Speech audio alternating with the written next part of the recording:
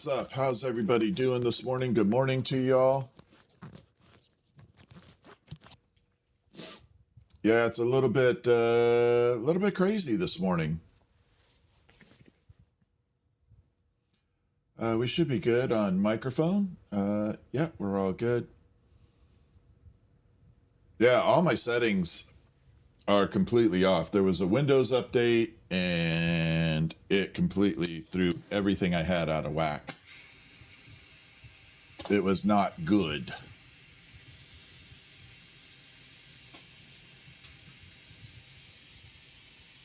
All right, we should be live all the way through. We are good to go. Yeah, thank you. Yeah, Melissa, let me know. I'm pretty happy you guys can see me because my entire system of all my camera was down. It was like gone.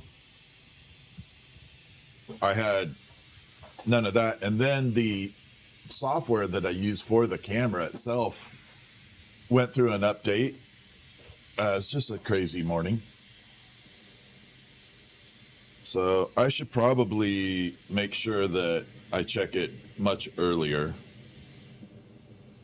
for any updates on there. Yeah, last night I cleaned my bench and I was all excited to come in this morning and yeah, no live stream ability. Kind of crazy, but it's okay. What's up, John? How are you?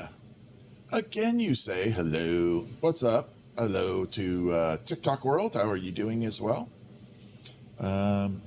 Just getting everything situated here. Let's get my torch all calibrated. This is the morning ritual. Welcome to my morning ritual. This is calibrating the torch. So what happens, I'll just explain it. We're already live, so why not? So I have to do all flames ready to go. And then I bring it down, check it this way, make sure that the flame is good to go. And then bring it here and see how that just trailed up a little. We want to adjust it a little right there. And that way, when I re-engage everything, it all works out.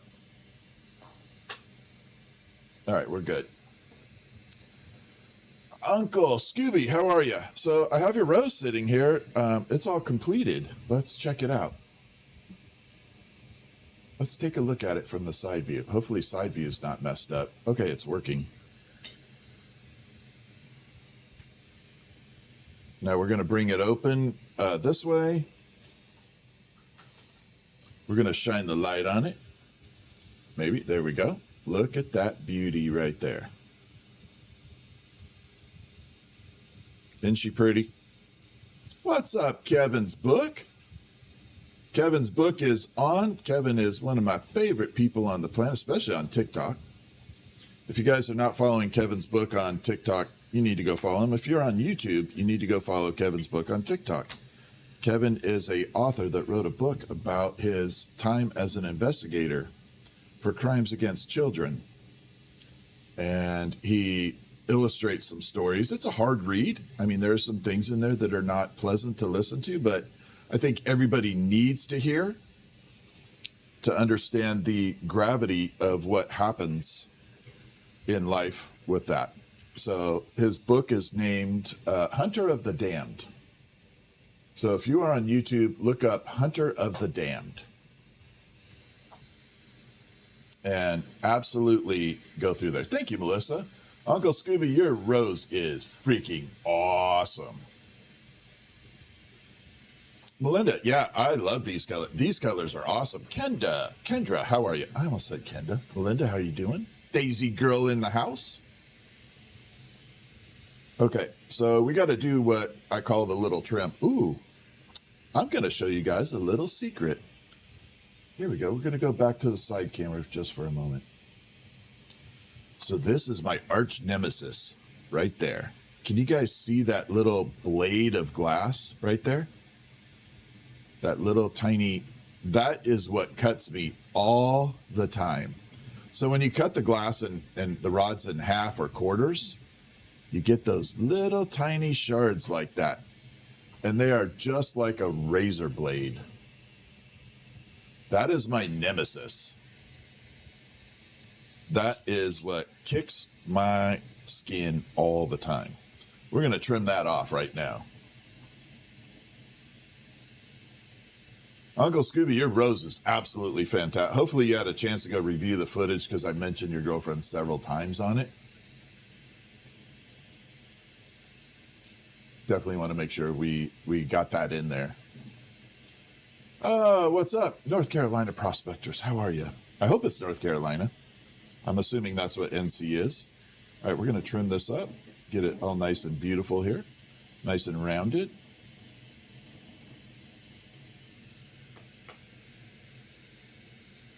Set that down. And then this is the other one that we did just as a secondary one. This one is currently available. So we're going to bring it in. And this one is the one we did right after Uncle Scooby's. There. So same color pattern, same everything, because usually that happens. But there is the second version. This one is currently available. Okay, just got to make sure there's no cracks. We're all good. Okay, we're good. And there we go. Yeah, I am seriously debating on... I did get your email about the rose and vase. We can absolutely get that out to you, Daisy Girl. I have it set aside for you. We're all good. I actually have it all set aside for you. I have both of them actually still. Are you talking about the Peace Rose version or the Amber Purple one? I don't have your email right in front of me, so I can't speak to it because I don't have the email right in front of me, but I was thinking you were talking about the Peace Rose. What's up, Dale? Got me chatting on the phone. Awesome. I love hearing that. Yeah, the Peace Rose. Yeah, I have it all set aside for you. I thought that was it.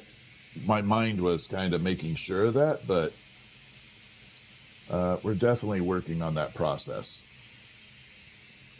And then this is, we might do one of these later tonight again. This is the skull marble. We're going to drop it in side view. Maybe make a cool version of this tonight. So there's this, look at it from the side. This is what I was saying about, this is the difference between, you know, making things work and not work. This is a full three-dimensional version of that. And that is the hard part. Anybody can do an image of a skull, but that, not normal.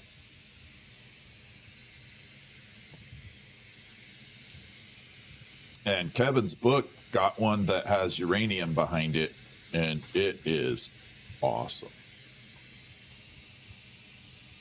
So I'm thinking of doing that skull tonight and doing the shot glass version of it. So I put the skull on the bottom of the shot glass, and that way when you drink out of it, you don't have to use alcohol. When you drink out of it, the skull is on the bottom. Can you also add the duplicate rose you just showed? Daisy Girl, you want the duplicate rose? We can definitely do that. Yeah. Since you saw it made, we can absolutely do that, Daisy Girl. Got you. All right. A couple things. Housekeeping. Let's address some of the fun stuff we did as well while my torch is kind of warming up. So one of the things that happens, I'll just explain why I have the torch running right now. I need to warm the room up just a tiny bit and the torch a tiny bit. So the valves are sensitive to weather. The colder the weather, the looser the valves are. And then when they heat up, the valves expand, and then it makes them work properly. Right now, they are not working properly because of the cold temperatures. So they're very loose. One little minute move, and the flame jumps a lot. So I'm letting this run for a minute to kind of warm up the torch, and that way the valves all work properly. All right, we're going to go back to side view because this is the Arrowhead, and it's not going to show very well without a side view. So we're going to grip it right here. So this is the Arrowhead we modified last night. You can see that I added the iridized tint to it. So now you have that bluish green running through there. See all that coloring right there? And then we have the uranium that makes it do that. So now we have uranium and blues. And I love that look. I think it looks cool as hell, to be honest. There. Now, what I think can happen with this is this part that I have right up here where the tweezers are, I need to find a wire wrapper that can wrap that in wire and make it look like a cool necklace. L to the B in the house, how are you? So I think if that had wire wrapping around this section here and it was a necklace, that would be beautiful.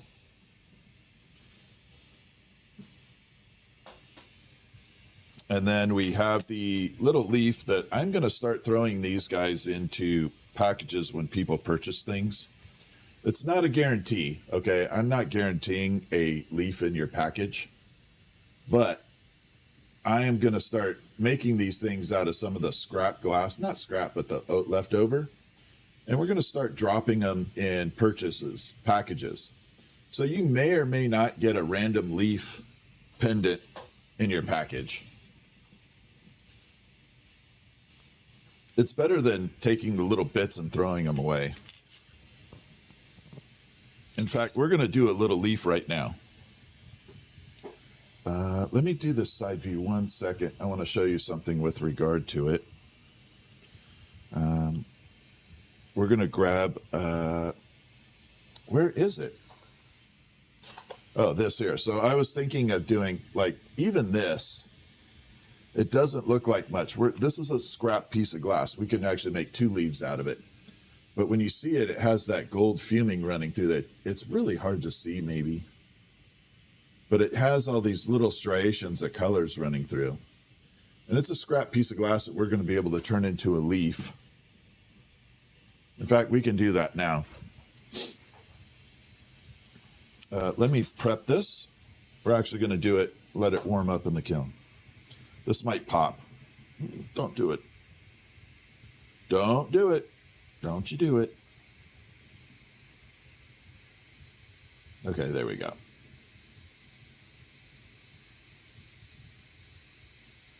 We're going to attach this. We're going to warm it up in the kiln. If I tried heating this up independently without warming it in the kiln, it would definitely shatter. There's a lot of stress in that piece. So we're going to take this, we're going to park it in the kiln, and then we will make a couple leaves out of it. L to the B, I'm doing good. Thank God it's Friday for you too. How's your work schedule going?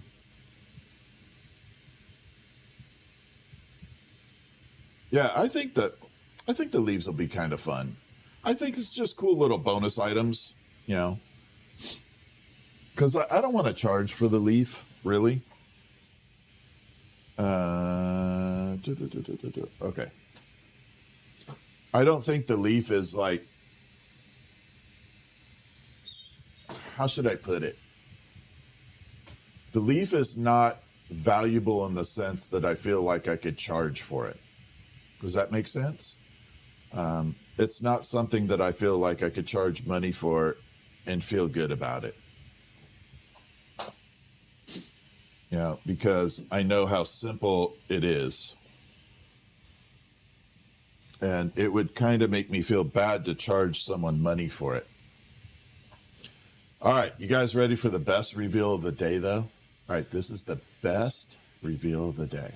We're going to go to the side view. I'm telling you, this is the best one. This is the kiln reveals. We're doing it live. We're going to go to the side. So I got to be very careful with it right now because it's not fully cemented in there. We haven't made it. So this is the wine topper we did last night. Okay, so it fits in that wine topper there. Y'all ready for it? I kind of have to hold it really good here, though. I don't know if you guys can see that. Oh, how about in front of the camera? I don't know if you guys can see that red running down the vine. And then the uranium on the bird. So we got the, damn it, get in front of the camera, Jay. There we are. So we got the pink running through the vine. And then here's the best part. Look at that. Is that not a beautiful bottle topper? Then back to blacklight. There we go. So the main point behind that one is it should be beautiful without the black light, and then with the black light, that much better. Give me 1 second. I have the blinding sun coming in. See the sun shining on me again? Damn it. Remember we had this issue yesterday. I'm going to have to put a piece of cardboard or something up. Give me 1 second. I gotta blind that window out. I definitely have to black that window out. It is not a cooperative thing at the moment. And all those Amazon packages that come with cardboard, now I can't find a piece of cardboard when I really, really need it. Isn't that typical? Actually, this will work temporarily. I'm going to move my Dicro cutter here.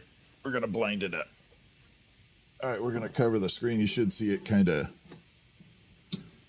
getting covered right now. Oh, don't knock off the Wi-Fi. There we go. Bring it in. There. Hopefully that doesn't blow over and knock over the Wi-Fi router.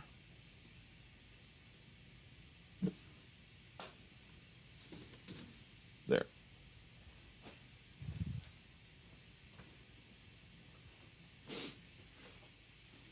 Much better. Definitely don't want that.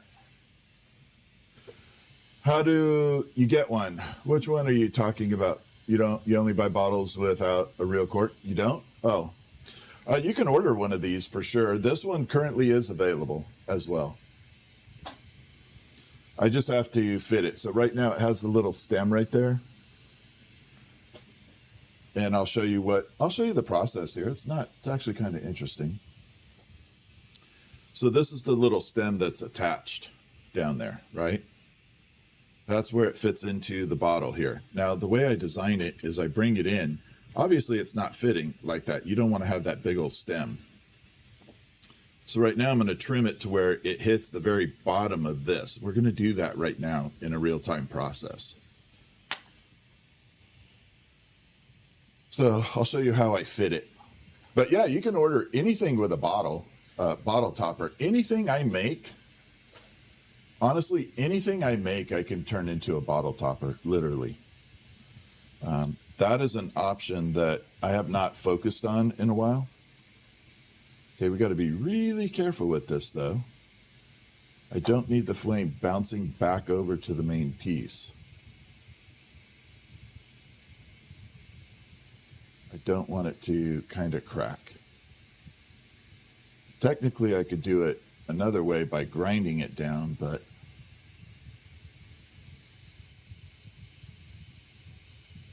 we're just going to trim this very slowly and then fit it into the bottle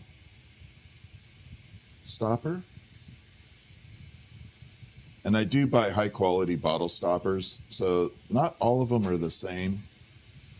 I had one company that I got a bottle stopper from, the metal, and no joke, it literally was getting eaten alive by the acid in the red wine. Like the bottle stopper itself was pitting the metal.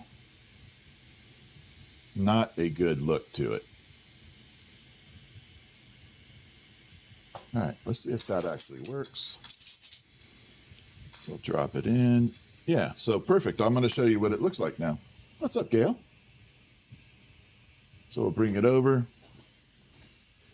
So yeah, now we come in. Oh, there we go. We come in and then we drop it in. Then you can see that it fits on there. It makes it nice and secure like that. So that will be the wine topper. I can't wait to get this one together.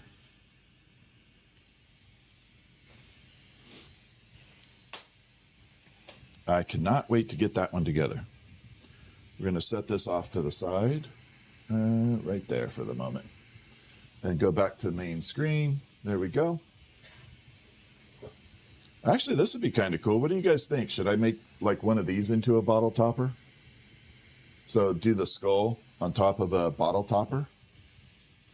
Let me bring it side view one more time. Sorry.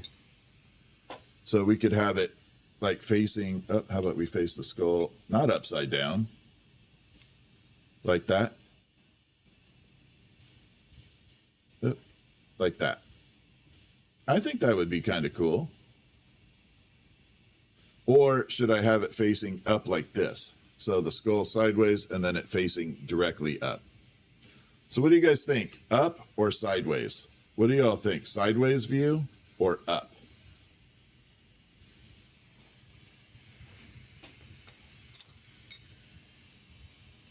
Wow, a lot of people saying up. I would have thought sideways maybe. I guess I could offer both versions. Both versions wouldn't be a bad idea either. Okay, so we're going to prep for the skull. Let's do it right now. So what I thought of doing was making one of these later today and putting a glow-in-the-dark background behind it. And then the black. So have a glow-in-the-dark background behind the skull. It won't be as bright as the uranium like Kevin's skull. Really, really freaking bright.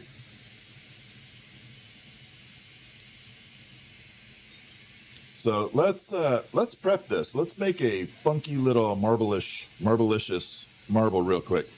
We're gonna make it out of glow-in-the-dark glass. So we're gonna make actual glow-in-the-dark glass. Yeah, I think I'll just offer both versions. Yeah. Rather than have to decide between which one, let's do both. Jen Grandma 5, how are you? Jan, good morning. Bentley's mom, hello. And we got to add a little bit of water to my bucket. So I got my water bucket. It's empty. Empty-ish. We're going to add it over.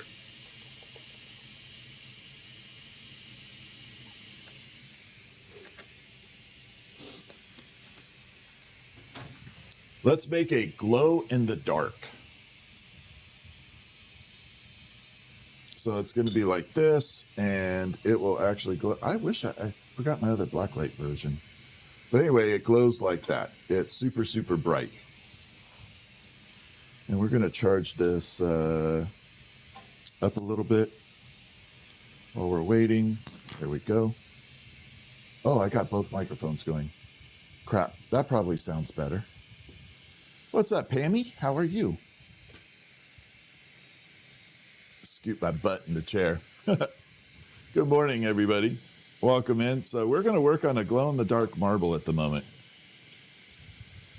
For those of you who don't know, glow-in-the-dark is a specialty of mine because I actually invented the glow-in-the-dark borosilicate glass. So borosilicate glass is commonly referred to as Pyrex. Pyrex is a brand, not a type. And it's not unknown out there, or it's not really known that Pyrex is a brand as opposed to a type. People always think that Pyrex is a type. And they don't make it really clear, so I understand why that's the case. But the reality is it is a brand. The common term for this in my industry is called borosilicate. B-O-R-O, borosilicate. And it is made with boron, essentially the primary component in borax laundry soap. That's why every once in a while you see me add in borax or boron, borax laundry soap to my items. It's because it actually reinstitutes boron into the glass, reconstitutes it a little bit. And that's the primary component. All right, so we're going to take this tube, we're going to open it up, and then we're going to fill it with glow-in-the-dark glass in a powder form. And then we're going to shrink it down and turn it into a twisty marble. And maybe approach that with maybe making a skull. Actually, it would look kind of cool. Have glow-in-the-dark on one side and a skull on the other. Call it Two-Face, like Batman. Oh, that did not open. So we got to open this up. Is that a little micro bubble? Just kind of see it just break. There's a little micro bubbles.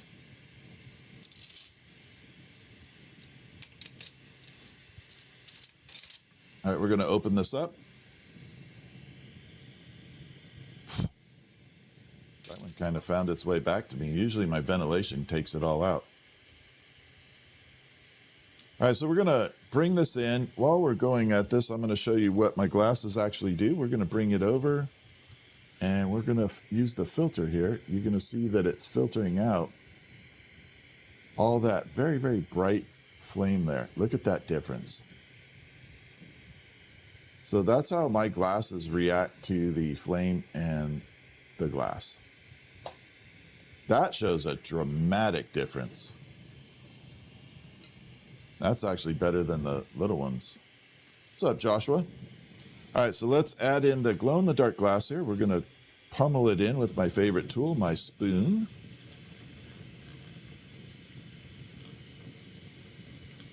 We're just going to plow it in there. This, it really is one of my favorite tools of all time, using a spoon.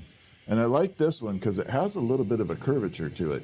It's not completely flat. So it has a little curve to it, like a half smiley face.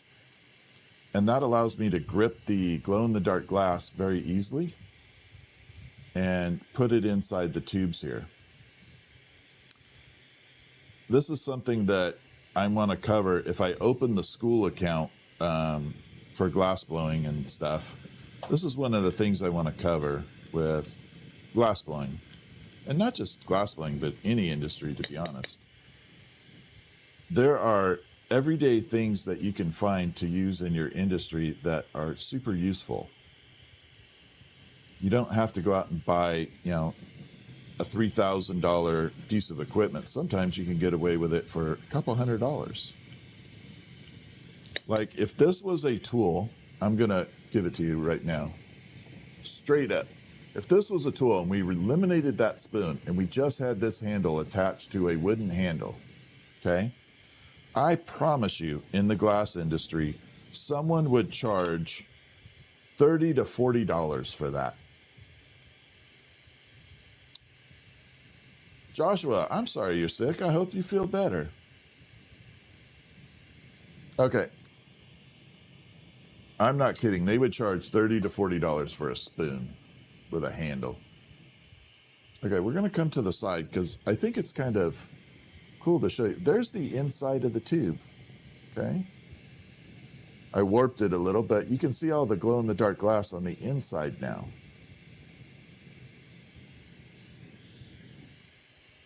And we're going to bring it that way.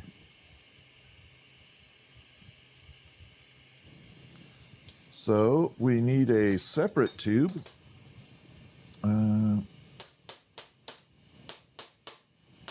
Okay, this guy right here, and we're going to attach it to the other end. And what I'm looking for here is to be able to shrink this end down a little bit, attach this tube on there, and then we're going to shrink this tube down to a solid piece of glass. Okay, we're going to get rid of all the air. The reason you have to have two open ends on here is as I start shrinking it down, if I didn't have the other end open, like the top portion, it would just form a bubble. And we don't want any bubbles in this. Maybe micro bubbles are fine. They kind of give it character, but not a gigantic bubble. So I'm shrinking it down right now. There we go. Going to go back to side view. I really need to put this up on foot pedal. Okay, so there we shrunk that tubing down. See how we just brought it down right there? We closed that off a little bit, not all the way. Okay, we didn't close it all the way down. And we're going to take this and just gently heat it up and attach it to the side. So this is tubing as well. We're going to fuse it in like that. And for this, I like the push-pull method. The push-pull method is you kind of run it in, back and forth like this, just a little bit. It locks that glass in there. It's going to stop it from moving around. What's that, titanium or mercury? I don't remember. Flame colors? I'm not sure what you're talking about on that. Nope, no bongs. No bongs, no dongs. We don't do any of that. All right, so now we got all the glow in the dark here, okay? We're going to start shrinking this down and create a little micro twist. Hey, the mail lady's here. She's awesome. This is the mail carrier I like. She's amazing. She's not the reason for problems. She's the good one.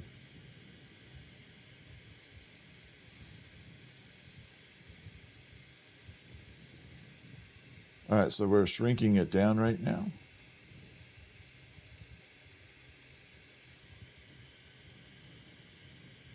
And it's taking all that glow-in-the-dark glass powder and melting it in to the sides.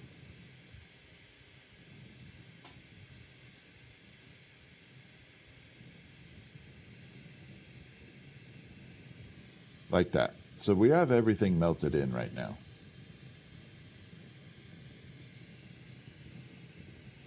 So this is where it gets, good morning. We're going to take all this and we're going to start creating a solid version of this tubing. Okay, we're going to take the tubing and shrink it down into a solid piece of glass. And we're going to do that by heating it up, and we're going to create a little spiral in here.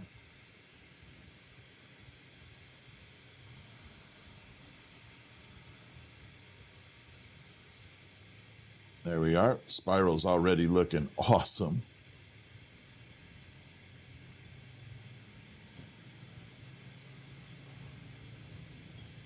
Actually, we're going to turn this to a wine topper. We're going to do this into a wine topper as well. It is just looking phenomenal, to be honest. I am digging it.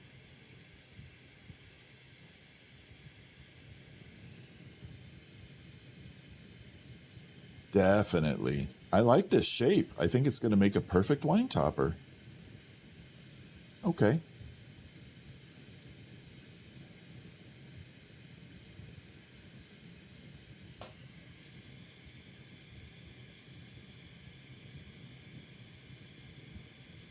Okay, I'm actually fairly happy with that. Let me detach this for you guys, and I'll show you through the side view what we got. I think we might be onto a good little item here.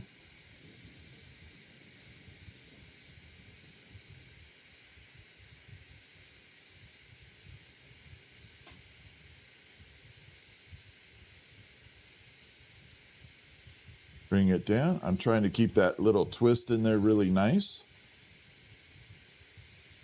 And there we go. We're going to separate it now.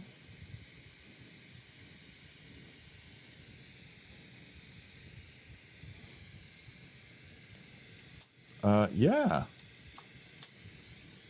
I think we are onto a winner here. Let me trim this down just a little bit.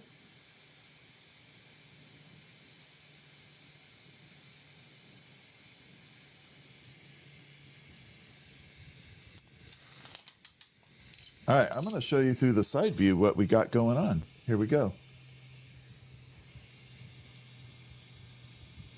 So we created that little spiral in there of all the glow-in-the-dark glass. I think that's pretty awesome, to be honest. So it can fit on the wine topper itself. I can't get it too close because it's too hot. but it would be fitting on top like that, like a little egg-shaped wine topper. That would be neat. Except we're going to decorate it a little more. I don't want just that. I'm going to park this in the kiln temporarily.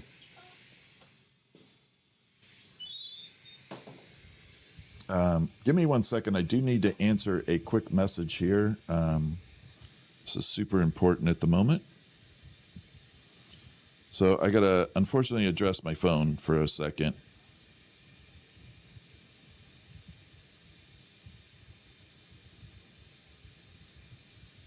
One second.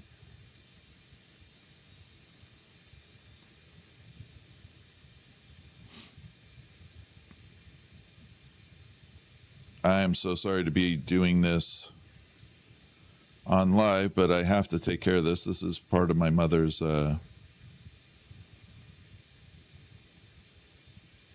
health care.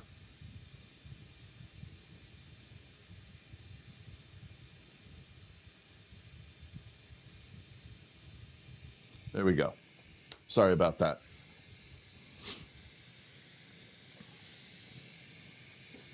I had to answer that. No, that was definitely so.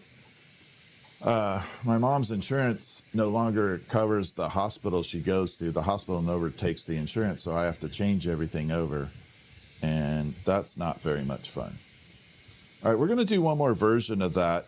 And I'm going to leave that one in the kiln for a moment. We're going to do one more so I have a backup. I really like that idea. I think we need to explore it a little more.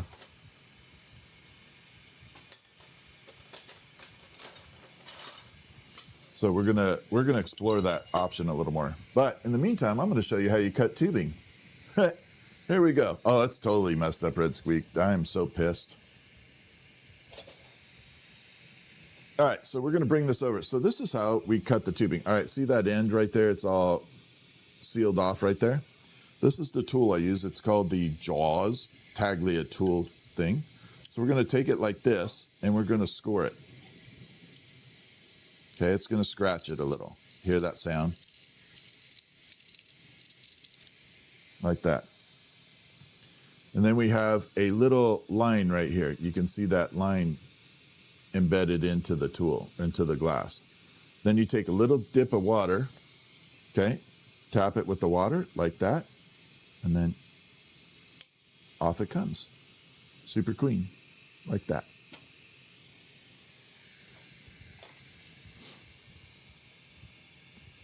So that is how you cut tubing.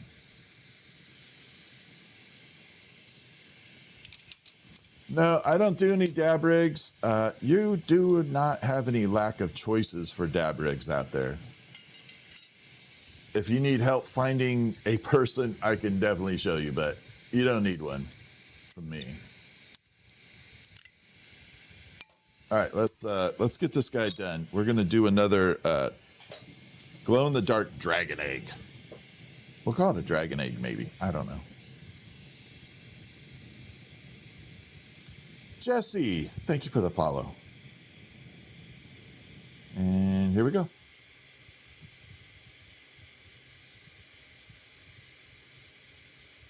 Thank you, John. Magic water? No, no magic water. Just simple water. There are a lot of people out there that they lick their finger and then put it on the glass. And they think that's cool. I personally think that's dangerous.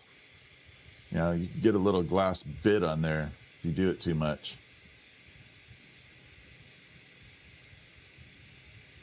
Not the brightest idea in the world.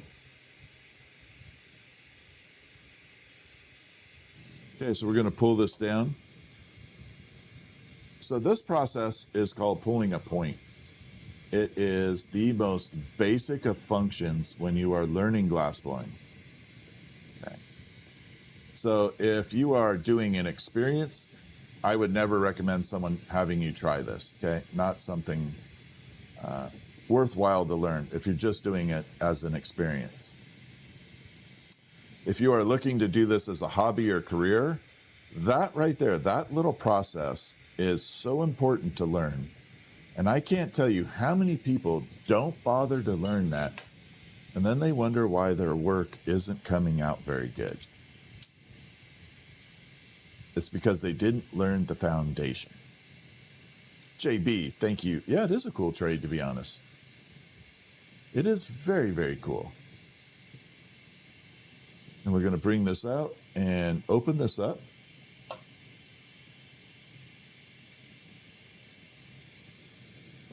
A little puffy there.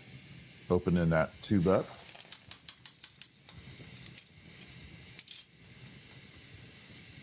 Does the glass ever burst on me? Occasionally. So some of the tubing, especially in the colors, can definitely blow up a little bit. Now, you can definitely have that happen. But on a scale of 1 to 10, how many times does it happen? Maybe 1 to 2 on a scale of 1 to 10. Somewhere in that range. Guy should sue. Why? Why should Guy sue? I bet you I've had this name and this look longer than him. Want to bet? I'll bet you I've had this look and this name longer than him. I will bet you. Number one. Number two, my hair is natural. Okay? This is the way I look. If you don't like it, scroll away. I don't care. You know, if you are uncomfortable with Guy Fieri looking like me, scroll away. No, they are not proof like that. I can't say that word on here. I keep this channel pretty friendly for kids. No, they are not proof like that. I don't recommend it at all. I know there's a lot in the industry that have that make those. I don't recommend it, to be honest. And I'll show you exactly why I don't recommend ever having glass toys. And everybody knows what I'm referring to when I say adult toy, right?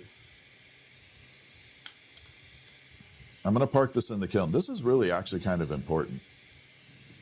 I'm going to show you exactly why you should never, ever, ever have a glass toy. Okay. I'm going to park this in the kiln temporarily. Just for a second. Because this is kind of like a little, I get asked all the time, and I don't, no bongs, no dongs. Okay, that's my rule. But we're going to take a little piece like this, and we're going to bring it over to the side view. Okay. So this is a little piece of glass. Oh, it's a little water on there. Let's not use that one. People are going to say it's skewed. Okay, so this is about a 1/2 inch rod right here. Okay, see that little crack? That's one reason they can crack. But we're going to go to the other side. Okay, notice no cracks, no nothing. It's all clean right here. Now I'm going to take a carbon steel blade here. Okay, this little blade, and I'm going to nick the glass. Okay, this is equal to a diamond ring. Okay, the hardness level is equal to a diamond ring. And I'm just going to nick it like that. I don't know if you can see that nick in there. Where'd it go? It's right there. It's really hard to see it. I don't know if you can see that little faint nick right by the finger there. I'm going to try and get a little deeper so I can show you really what it is. Okay, a little deeper right there. See that little scratch? Okay. Now, if you had an adult toy and your diamond ring or someone's diamond ring scratched the glass, it would just snap it like this. Oop. Got it right there. It will snap it. I can't really see that spot right there. I'm going to have to nick it. There we go. There, right there. That nick. And then it just snaps. Like that. Now, can you imagine that snap happening in someone's body from a diamond ring? Can you imagine what would happen if that snapped in someone's body? And then look at that shard right there.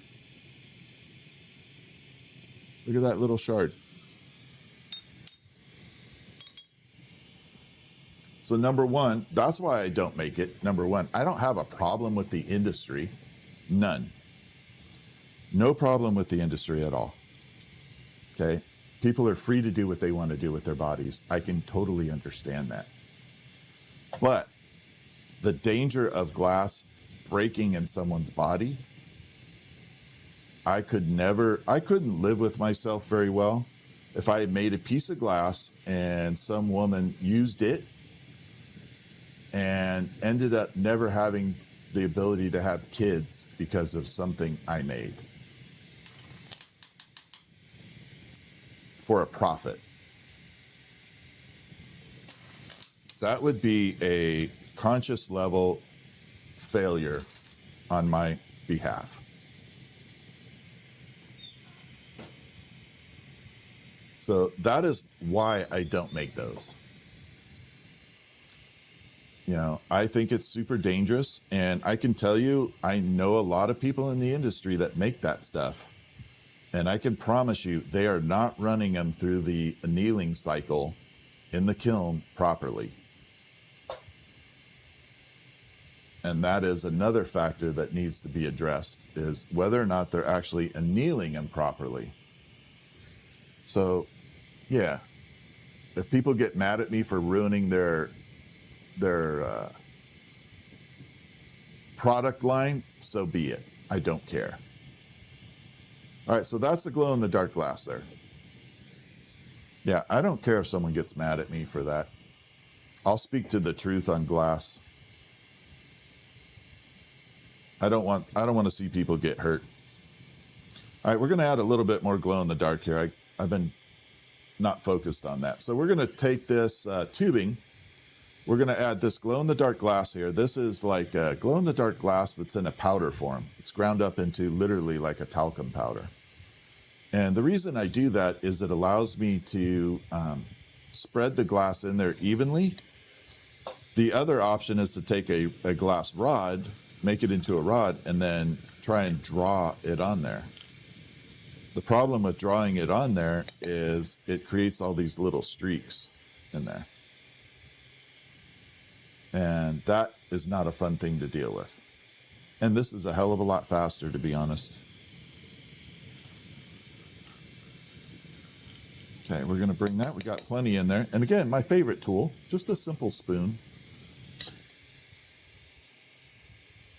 So I have really seriously been considering opening a school account for a school platform account, whatever it is, to teach glassblowing in a way, to get people started in glassblowing like I'm doing right now. And I'm a little frightened to do it for a couple reasons. One, I don't want anybody getting hurt, number one, doing it. So safety would have to be a serious precaution, and I'm hoping people would take the safety issue seriously. And two, I want to see everybody succeed. I don't want someone taking my advice and then not doing well. I would feel like I failed from that, even though maybe they didn't try. But if someone took a course or something from me and then didn't make it very, very well, I would feel bad. Where can you buy glow-in-the-dark glass in powder form? North Star Glassworks. So North Star Glassworks is now selling my glow-in-the-dark glass, my formula for it. So North Star Glassworks currently has glow-in-the-dark glass.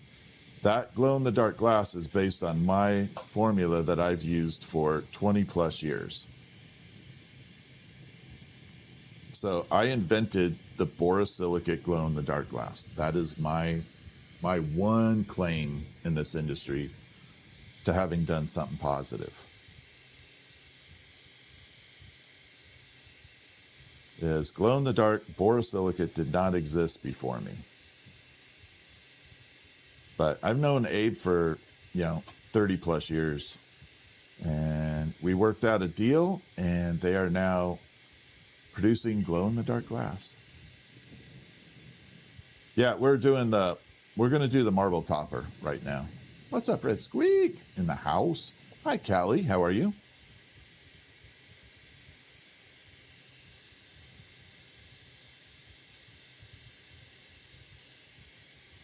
Okay, so we have all that glass blended in there. We're going to use the side view so I can show you what it looks like, and then we're going to turn it to a amazing little project here. Okay, there we are.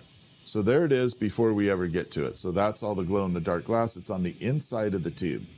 Okay. Pammy, of course, I love explaining things. I probably say too damn much, but hey, it is what it is. Yeah, so glow-in-the-dark glass was created by me for a reason. I wanted uranium glass back in 1997. I was looking for uranium glass. And it hadn't been produced in borosilicate since 1930s or 40s. And at the time, I was making functional items for the smoking industry, okay, at that time. Well, uranium glass accents were becoming very popular. You were getting top dollar for having uranium in it. And there was only one person on the planet selling uranium glass borosilicate. They were on eBay. And they were selling it for $300 to $500 a pound. And they would only let you buy 1 pound at a time. They were like being stingy about it even. So I called up all the manufacturers and said, can you make a uranium glass? They said no, due to EPA. Then I asked, can you make it glow in the dark by any chance? And they all laughed at me, essentially, and said that's impossible. So the German Spaniard in me said, challenge accepted. And I invented a glow in the dark glass. Okay, so we got it shrunk down now. I'm going to show you in stages what this looks like and how we do this. Okay, we're going to go in stages. This is a how it's made process, not how to make it. Okay, so now you can see all that clear surrounding all that. It's hard to keep it level. But see how thick it got? And we shrunk that tubing down a little. And here comes the awesome part. I wonder if I should do this from a side view. Molten Aura's uranium is absolutely off the hook. I love it. I wish they'd make citrine again. I have 1 pound of it left. And I love the citrine. It's not as bright as ion, but I love the color. All right, we're going to do this from the side view, okay? I'm going to show you a little different view from it. Because I think watching it from the side view, you'll see the corkscrew. I'm hoping, I'm going to learn with you guys. I don't know if the side view is going to work. But it does have the filter on it. Your dad is absolutely correct, user. I can make skull. Metal jaws. Give me 2 minutes, my friend. 2 minutes, and I'll show you something awesome. 2 minutes, please. Give me 2 minutes of your time, and I will show you something. Okay, here we go. We're going to turn this into a corkscrew in the middle.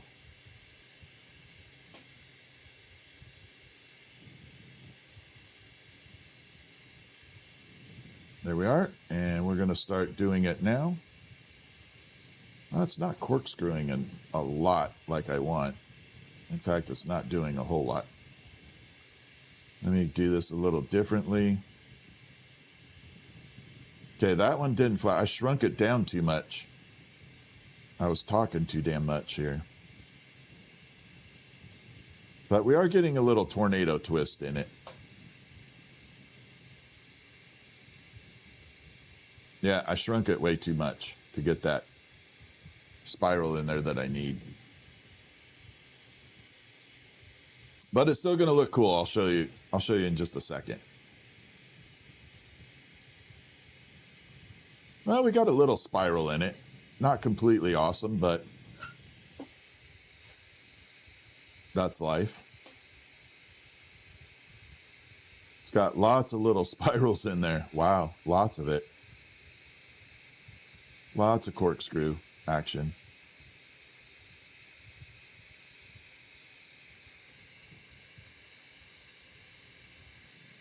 Okay, we're going to shrink it down here, and I will show it to you in just a second. Then I told Metal Jaws I was going to show him the skull. I actually have a skull sitting on my bench at the moment. That's why I said hold on for a minute.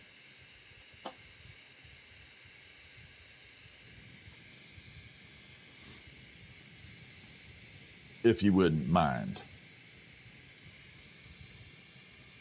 Okay. Oh, damn it. I hate this thing. It's like a little captcha on TikTok. It makes me do this little, are you a live stream? Really? Stupid. There we go. There we are.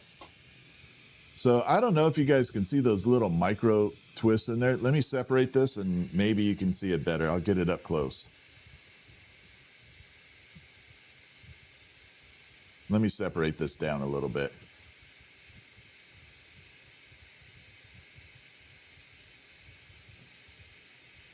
Yeah, the camera is a secondary camera. We're just doing a side view right at the moment. The nice thing about the side view is it does have the filter on it, so kind of sheds some of that bright light away. We're going to get as close as I can in there. See those little micro spirals in there? Oh, I got a little piece of frit in there. Looks like black frit. Huh. That's interesting. So we're going to trim all that off in a little bit, but we got all those little micro corkscrews in there. Gonna park that in the kiln, and I promised Metal Jaws I'd bring the skull out. So this is my skull in a marble look here, like that. But watch this, totally 3D'd like that.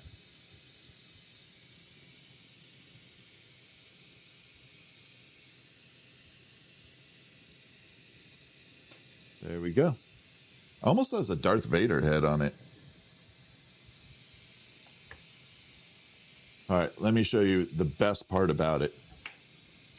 Ready? Can you see all that hidden blue in behind it?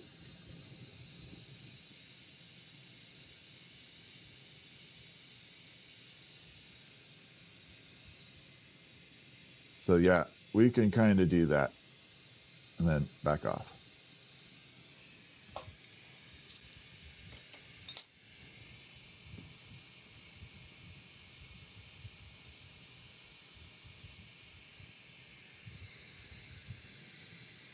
A gear shift would be really cool with that too. I have done gear shift knobs. The ones I've done fit VW bugs, because the screw fitting for the VW bug is pretty easy. But like a modern day car with a gear shift knob, unless it has a removable shifter, I wouldn't be able to do it. Yeah, of course. I'm glad you waited around. I appreciate you hanging out there for a minute. All right, let's make some of this glow in the dark feasible here. So again, we're back at this one here that has the little tight corkscrews. We're going to trim it all up real quick and start tapering it down and making it usable.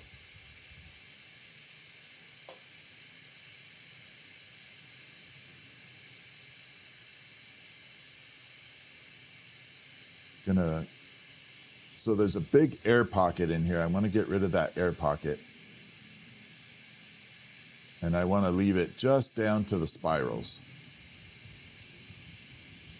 Let's see if I can twist it up just a little bit more and push that air pocket out a little bit more by doing that.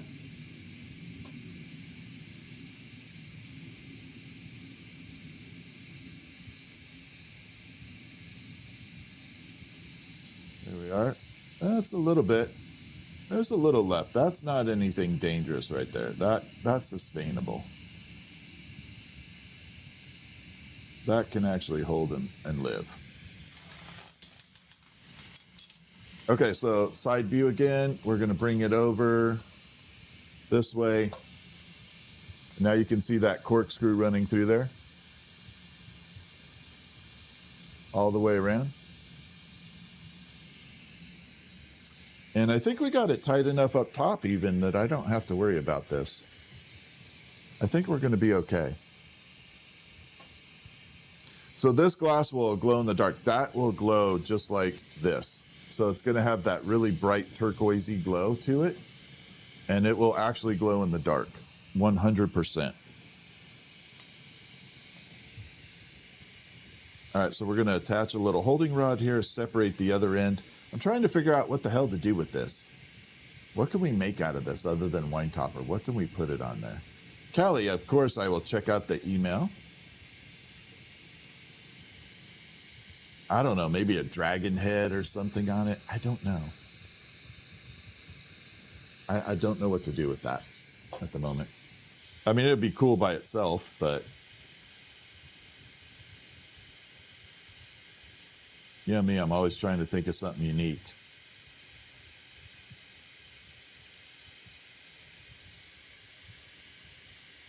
All right, we're going to separate that.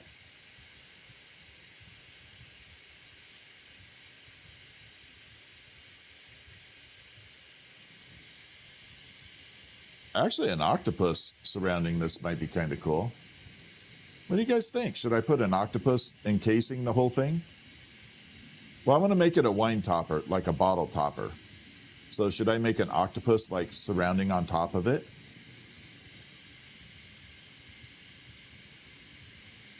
A dragon head inside? No. Dragon head, I mean, it's not impossible. So I'm not going to say it's impossible to do that. I just don't know the mechanics of how I would do that yet.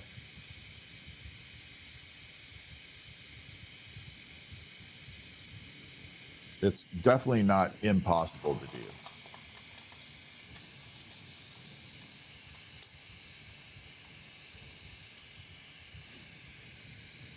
Yeah, I think we should put an octopus on it. Deborah, thank you. Deborah, thank you for the thumbs up. The jewels. Uncle Scooby, thanks for the jewels. Rock Hounding PNW, thanks for the jewels. Rock Hounding, I need to get a hold of you about if you have a lot of rock experience with rocks. Okay, so we're going to take that. Yeah, we definitely have a piece of frit hanging around in there. We're going to add an octopus to it. Let's make an octopus on it. Let's do it. Let me find a color to work with and put an octopus on here.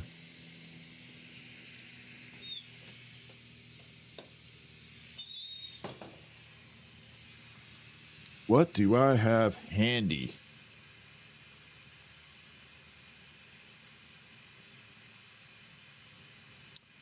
No. This might actually be kind of cool.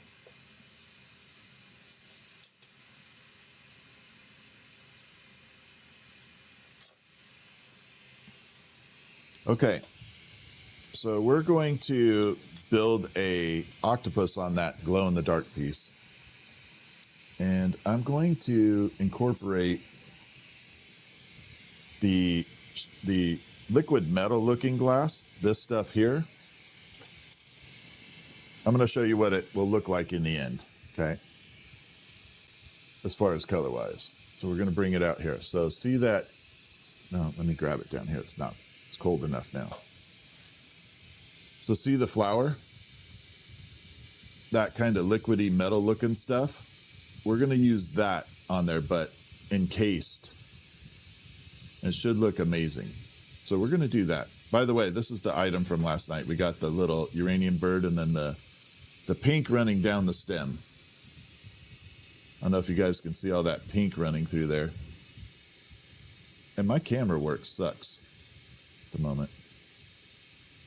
And then back this way. So we're going to use that metallic-y look for the octopus.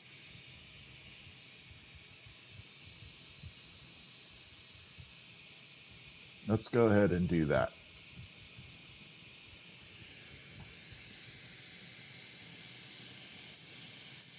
But we're going to encase the whole thing in amber purple.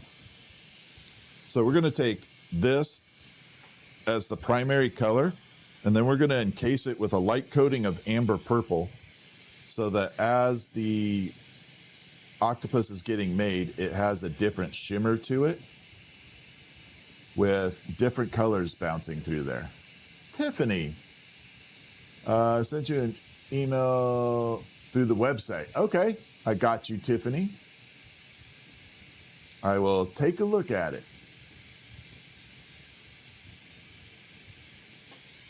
Oh, thank you for that. I like being called the Bob Ross of glassblowing. That made my freaking day. Thank you. Bob Ross is one of my heroes. Honestly, Bob Ross is a huge inspiration for how I conduct myself artistically.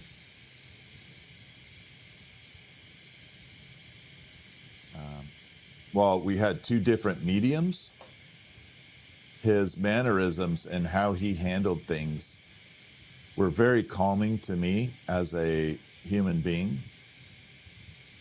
and made my life a lot better having grown up watching Bob. It was very relaxing and very, just calming for me in a world of chaos. And Tiffany, I don't know if I said thank you, but thank you again for the super chat. I appreciate that. It's the biggest compliment I could get, saying anything in reference to Bob Ross. Yeah, absolutely.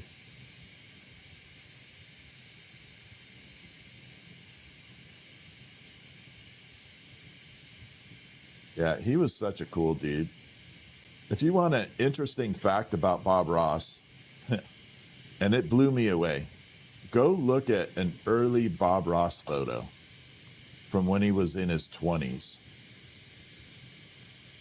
Bob Ross had this Johnny Cash, James Dean, Elvis look.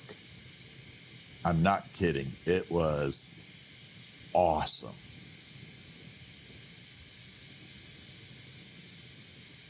I mean, Bob Ross could have been in the movies, like James Dean style movies with his looks.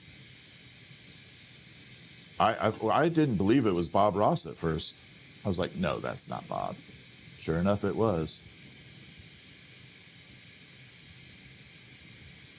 Okay, so we're going to separate this now. And then we're going to encase the whole thing in amber purple, then pull it down into the size that I need for the legs. He was ex-military. I did not know that. That is pretty cool too. Okay, so we're going to take this color right here is called amber purple. And it is a really cool color in the fact that it shifts to like 5 different colors if you do it right. All right, we're going to bring this down and encase the whole thing. So basically, I'm taking that liquid metal looking glass. It's called electrum. It's a great metal or a great glass. And we're encasing it on top of, or encasing it with the amber purple, not on top of. And that's going to give it a transition of different colors bouncing through.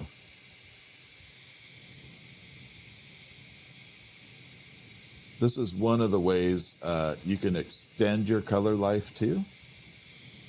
We just had a big shakeup in the industry where a lot of colors went up in price, including amber purple, due to the cost of rare earth materials and silver. Silver's gone way up.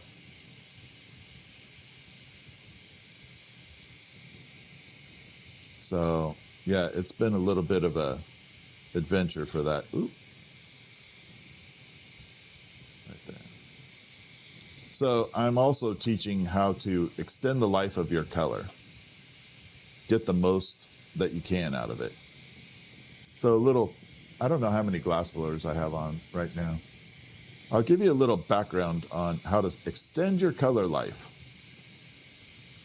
So amber purple or cobalt blue comes in several different shades with North Star Glassworks.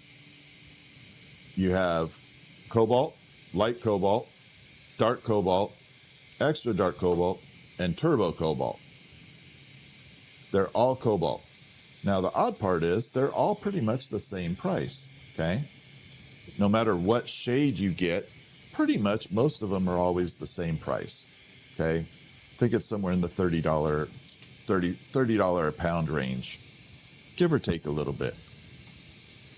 Now, if you have the patience, you can take that turbo cobalt, which is like 5 times the saturation of normal cobalt, mix it with clear and 50-50 and get a regular cobalt glass.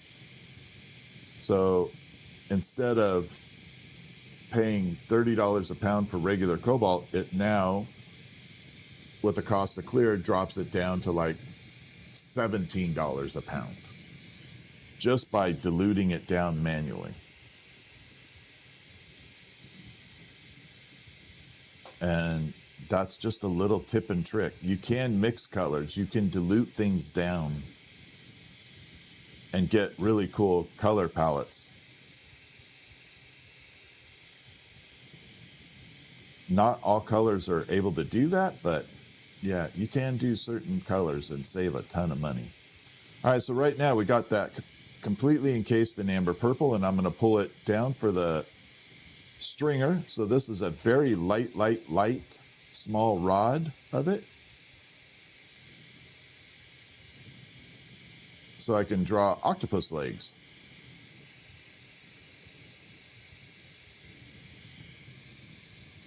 And here we go.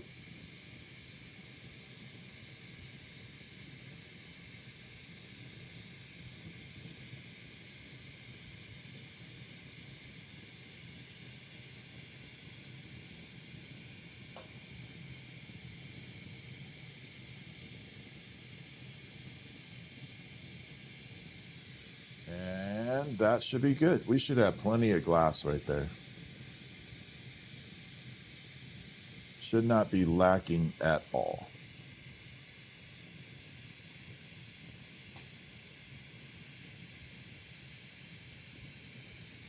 Okay, I think we're good. We're going to set this off to the side, let it cool off for a minute. I'll put it over here. And then I'll show you a little bit of what we got going on. I'm going to separate this little tiny bit of it right here, because I don't need this little section, but I need the other section for the actual octopus head.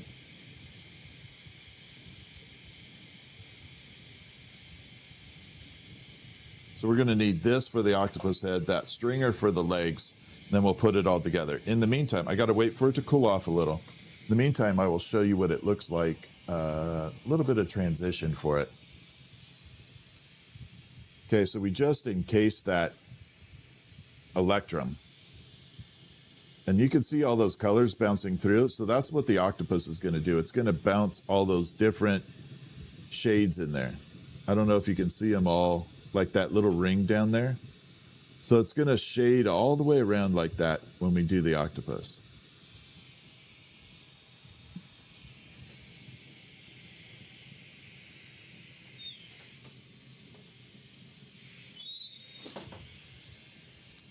And then in the meantime, I got this little tiny bit. Okay, not much to it. I'm going to show you all how to extend your color a little bit more too. So see that tiny little bit right there? Not much to it. We're going to grab this drill. We're not going to go into a big long version of it, but I'm going to show you how to extend your life of your color. We're going to come out here. So we're going to use a drill, and we're going to drill mix this color up. We're going to basically triple the size of that little nub and turn it into a usable piece of glass. Jeffrey, you can contact me at thefieryguy.com. All right, let's get this mixed up.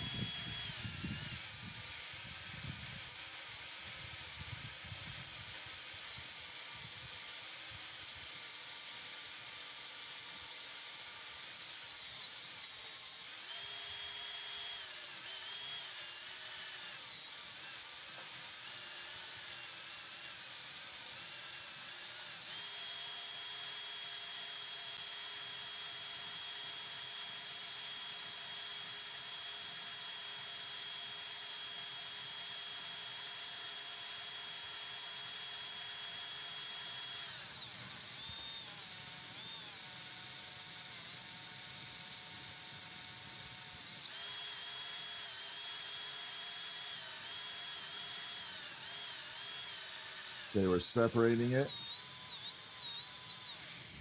And we're good.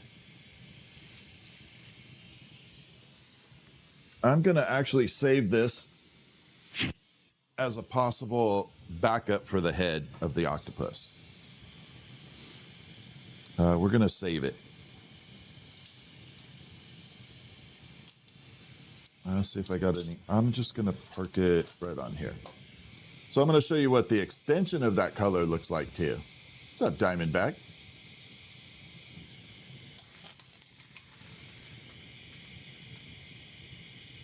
Yeah, the drill is an absolute imperative tool for me. Yeah, the drill is a tool that is 100% like a lifesaver for me on mixing glass. Otherwise, you got to do it by hand.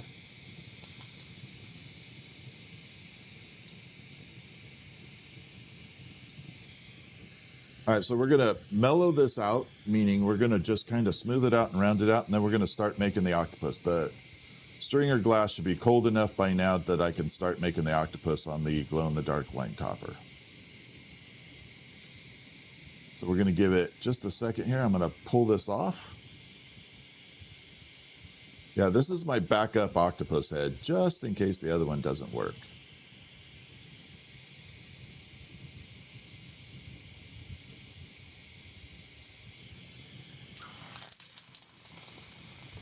Always good to have backups. All right, we're gonna round it out just a little bit, and then I'll show you via the side view and flashlight just how amazing this actually came out. Remember, we had a tiny little bit on there, not much to it, just a little bit. Oh, polished rocks sound awesome. Rockhound, that sounds pretty awesome, actually. All right, here we go. We're going to go side view. I'm going to kick the flame down because we don't want to waste any extra gas. Okay, so this is its hot shot right now. It's good to see you back, Diamondback. Okay, we're letting it cool. Almost looks like a little balloon. We're going to add the flashlight on here. No, there is no burnt glass. It doesn't smell like anything. The only thing that smells in my studio is if Fritz, my giant schnauzer, comes in here and farts. That's about it.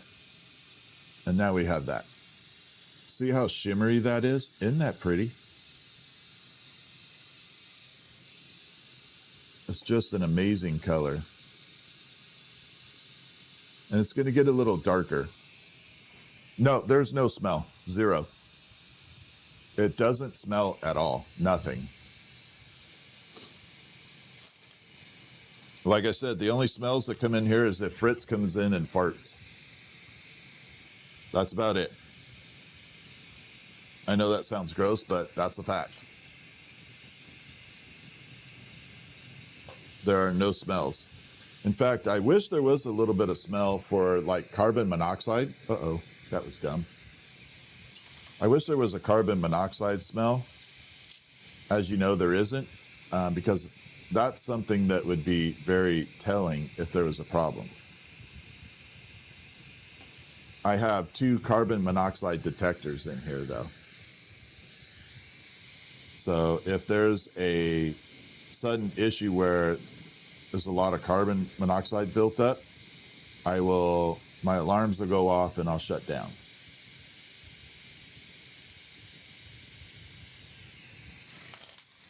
And I have 2 of them. One right under my bench, and then one at the other end of the studio.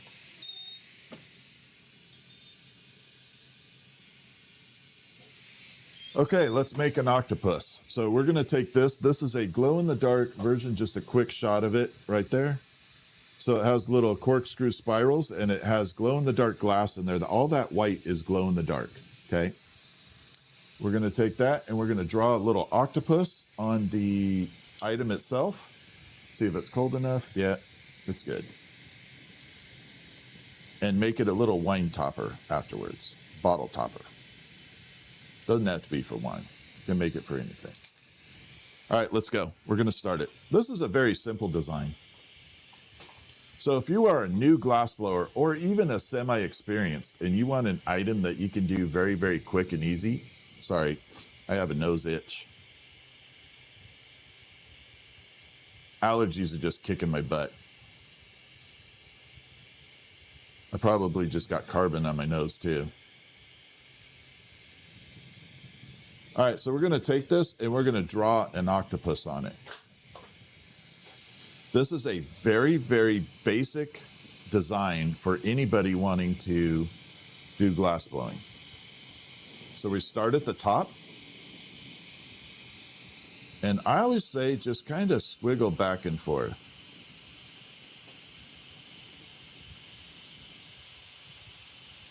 And give it a little curly cue down there. So we're going to use a few side views, a few normal views, and cover it from there. So now we got a little octopus arm, a squiggle on there, okay? We're going to do that, obviously, 7 more times to create the octopus effect. All right, where'd that glass go? There it is. So we got to do that 7 more times. Now, damn it, my nose itches. One of the things that I highly recommend is starting and going opposite sides. Don't try and draw them right next to each other right away. You will definitely end up running out of room. So now we have 2. Okay, 1 there and 1 there. Now we can go opposite, so split it into quarters. Now when you go into the quarter section here, try not to make those too curvy. And I'm going to show you exactly why we don't do that.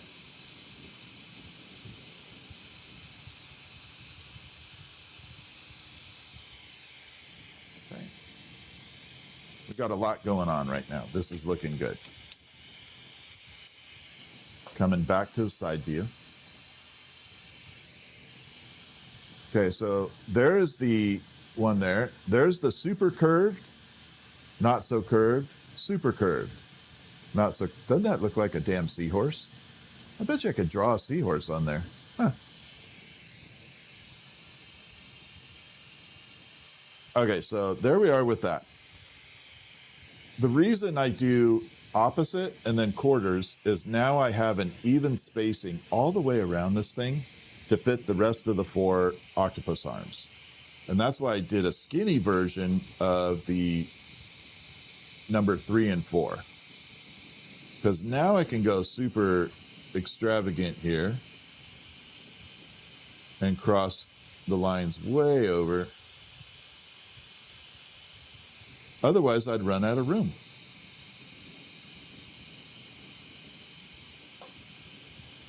So having the skinny version there allows me to kind of draw right in between it.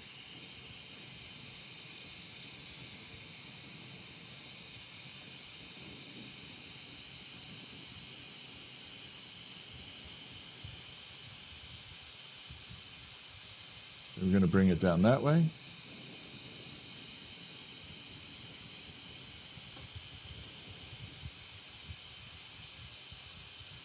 That way.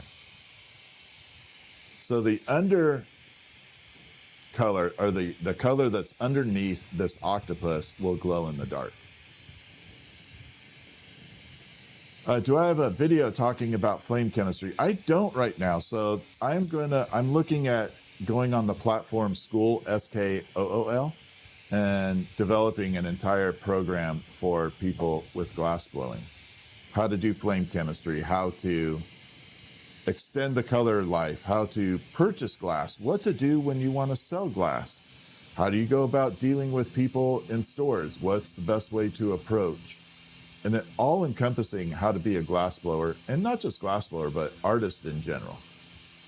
What is incorporated in that? All right, so now we got octopus arms all the way around. Okay.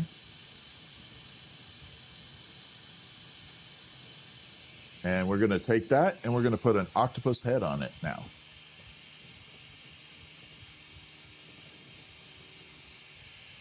But yeah, just because you can make glass doesn't mean you can go out and sell it super easy.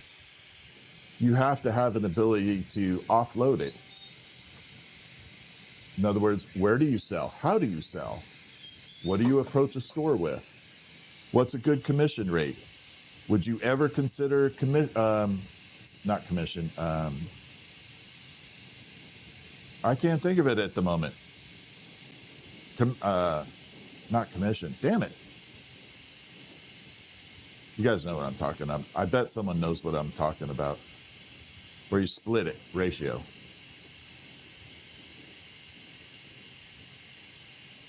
I'm having a brain fart completely.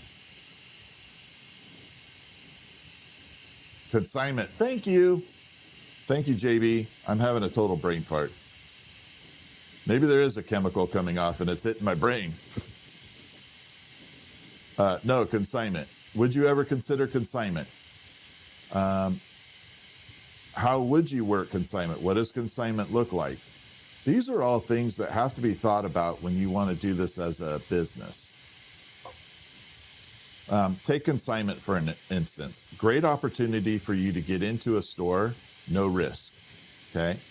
They don't have any risk and you don't have really any problems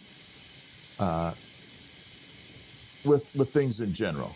But are there any drawbacks? What are the hiccups for doing a consignment?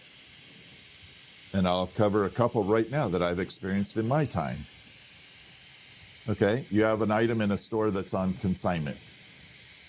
The item breaks due to a customer picking it up. Okay, the item breaks due to a customer picking it up. Who's liable? Who's liable for that?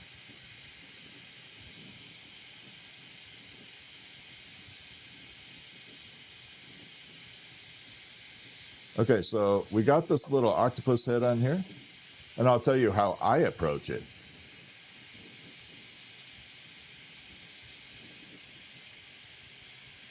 Okay, here we go. We're going to droop it down.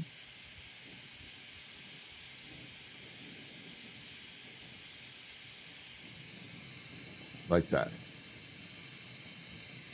Customer, depending on the situation, okay?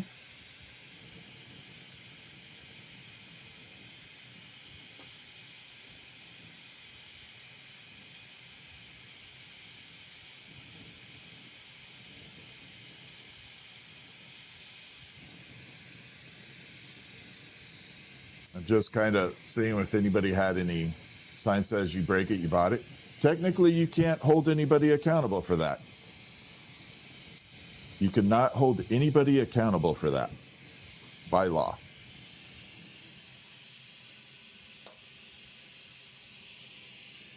All right, we're going to add some octopus eyes on here. So my rule of thumb is I go in and I approach it with, hold on one second, let me add these eyeballs on here. I approach it with, I will absorb breakage to a certain point.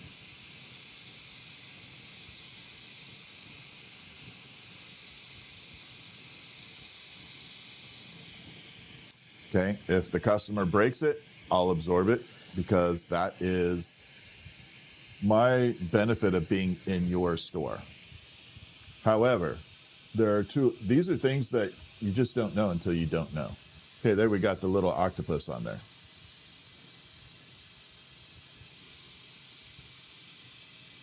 Like that. So, my rule of thumb is I will absorb the cost of a breakage provided one thing. A, all the materials that get broken are handed back to me. Okay? So, if an item breaks, you don't throw it away. You give me the materials back so that I could see that it actually broke. Number two, if it happens too often, I'm not going to do business with you. If you are not careful with my items, I'm not going to do business with you. I don't even want to deal with that. So it's beneficial for the customer to the store to take care of your items, because they're getting the item for essentially no cost, and they sell it, they make a profit. But if they abuse that privilege, then you just take it away. And then number 2, you have to hand me the materials that are broken, or I don't believe that you broke it. Because I have had instances where people have sold items, and then tell me that they broke it, and they just basically took all the profit out of it. So there are a lot of instances, and you want to work that out ahead of time. Another thing is you must keep an inventory of your items that you are dropping back. Yep, it is the kabuki. You have to keep a categorically accurate list of what's in the store all the time. And then don't be a pain in the butt to the store and try and go in every week and get money. A once a month accounting is usually the appropriate way. So you go in once a month, resupply what's missing, and collect your money. That's the best way to do it. Yeah, there are bad people everywhere.